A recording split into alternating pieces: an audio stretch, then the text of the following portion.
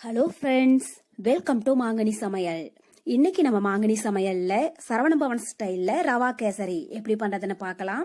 ரவா கேசரி அப்படின்னாலே பிடிக்காதவங்களே இருக்க முடியாதுங்க. ஏன்னா டேஸ்ட் அந்த அளவுக்கு சூப்பரா இருக்கும். நம்ம வீட்டுல ஏதாவது விசேஷம் இல்ல திடீர்னு விருந்தாளிங்க வந்துட்டா கூட உடனடியா ஒரு 10 நிமிஷத்துல செய்யக்கூடிய ஸ்வீட் அப்படின்னு பாத்தீங்கன்னா அது ரவா கேசரியா தான் இருக்க முடியும். சரி வாங்க, இப்ப சரவணபவன் ஸ்டைல்ல நம்ம எல்லாருக்கும் ரொம்ப ரொம்ப பிடிச்ச ரவா கேசரி எப்படி பண்றதுன்னு பார்க்கலாம். ரவா கேசரி பண்றதுக்கு ஃபர்ஸ்ட் ஒரு கடாயில 1/2 கப் அளவுக்கு நெய் சேர்த்துக்கோங்க.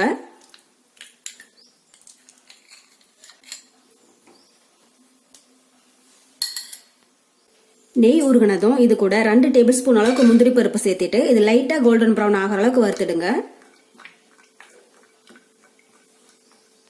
பாருங்க, இப்ப முந்திரி பருப்பு லைட்டா கோல்டன் ப்ரௌன் ஆயிடுச்சு. இது கூட 2 டேபிள் ஸ்பூன் அளவுக்கு உலர் திராட்சை சேர்த்திக்கலாம். சேர்த்திட்டு இதையும் லைட்டா ஒரு டைம் வறுத்துடுங்க.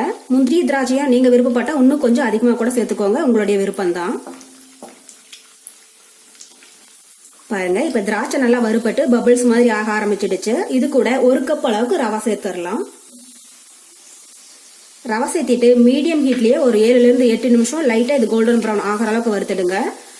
மீடியம் ஹீட்ல வச்சுட்டு இது லைட்டா கோல்டன் ப்ரௌன் ஆகிற அளவுக்கு வறுத்துடுங்க. ரவையை நீங்க எந்த அளவுக்கு நல்லா வறுக்குறீங்களோ அந்த அளவுக்கு கேசரி நல்லா உதிரியா ரொம்பவே டேஸ்டியா இருக்கும்.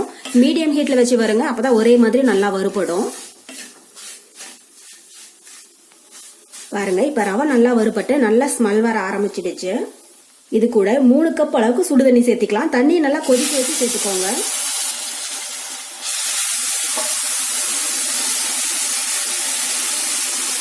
தண்ணி சேர்த்திட்டு கட்டி எதுவும் இல்லாம நல்லா கலந்து விட்டுக்கோங்க. பச்சை தண்ணி சேர்க்க கூடாது. தண்ணியை நல்லா கொதிக்க வச்சு சுடு தண்ணியா சேர்த்துக்கோங்க. அப்பதான் ரவை நல்லா உதிரியாவும் டேஸ்டும் ரொம்பவே நல்லா இருக்கும். 2-3 நாள் ஆனாலும் கெட்டு போகாது, ரொம்பவே சூப்பரா இருக்கும். 1 கப் ரவை எடுத்தீங்கன்னா அது 3 கப் அளவுக்கு அதே கப்ல தண்ணி சேர்த்துக்கோங்க. அளவு சரியா இருக்கும். பாருங்க, இந்த அளவுக்கு நல்லா திக்கானதும் இது கூட 1/2 கப் அளவுக்கு சர்க்கரை சேர்த்துக்கோங்க. 1 கப் ரவைக்கு 1/2 கப் அளவுக்கு சர்க்கரை சேர்த்துக்கோங்க. இனிப்பு அளவா இருக்கும்.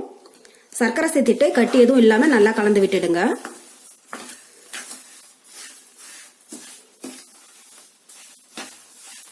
பாருங்க, இப்ப சர்க்கரை நல்லா இலகி வர ஆரம்பிச்சிடுச்சு. இது கூட 2 ஸ்பிஞ்ச் அளவுக்கு ஃபுட் கலர் சேர்த்துக்கலாம். நான் ஆரஞ்சு கலர் எடுத்திருக்கேன். உங்களுக்கு எந்த கலர் விருப்பமோ நீங்க அதை சேர்த்துக்கோங்க. ஃபுட் கலர் சேர்த்துட்டு ஒரு டைம் நல்லா கலந்து விட்டுறலாம்.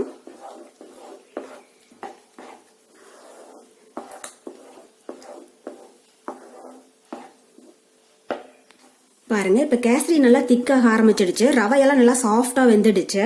வாசனைக்காக 1/2 டீஸ்பூன் அளவுக்கு ஏலக்காய் பவுடர் சேர்த்துடலாம். கூடவே இன்னும் 1/4 கப் அளவுக்கு நெய் சேர்த்துடலாம். கேசரிக்கு நெய் 3/4 கப்ல இருந்து 1 கப் அளவுக்கு தேவைப்படும். அந்த அளவுக்கு நெய் சேர்த்துனீங்கன்னா உங்களுக்கு டேஸ்ட் ரொம்பவே நல்லா இருக்கும். நீங்க விருப்பப்பட்டா இன்னும் கொஞ்சம் அதிகமா கூட சேர்த்துக்கோங்க, இல்லைன்னா குறைவா கூட சேர்த்துக்கலாம், உங்களுடைய விருப்பம் தான். நெய் சேர்த்திட்டு ஒரு 2 நிமிஷத்துக்கு நல்லா கலந்துடலாம். பாருங்க, நம்ம ரவா கேசரி நல்லா உதிரியா ரொம்பவே சூப்பரா தயாராயிடுச்சு. பாத்திரத்துல ஒட்டாம நல்லா சுருண்டு வர ஆரம்பிச்சிடுச்சு. சோ இந்த ஸ்டேஜ்ல நம்ம ஸ்டவ் ஆஃப் பண்ணிடலாம். நமக்கு இப்போ ரொம்பவே டேஸ்டியான சரவணபவன் ஸ்டைல் ரவா கேசரி ரொம்ப ரொம்ப சூப்பரா தயாராயிடுச்சு. கண்டிப்பா நீங்களும் இதே மெத்தட்ல சரியான அளவுகளோட செஞ்சு பார்த்துட்டு எப்படி இருக்குன்னு கமெண்ட் பாக்ஸ்ல சொல்லுங்க. என்னுடைய இந்த ரெசிபி வீடியோ உங்களுக்கு பிடிச்சிருந்தா மறக்காம மாங்கனி சமையலுக்கு சப்ஸ்கிரைப் பண்ணுங்க. நன்றி.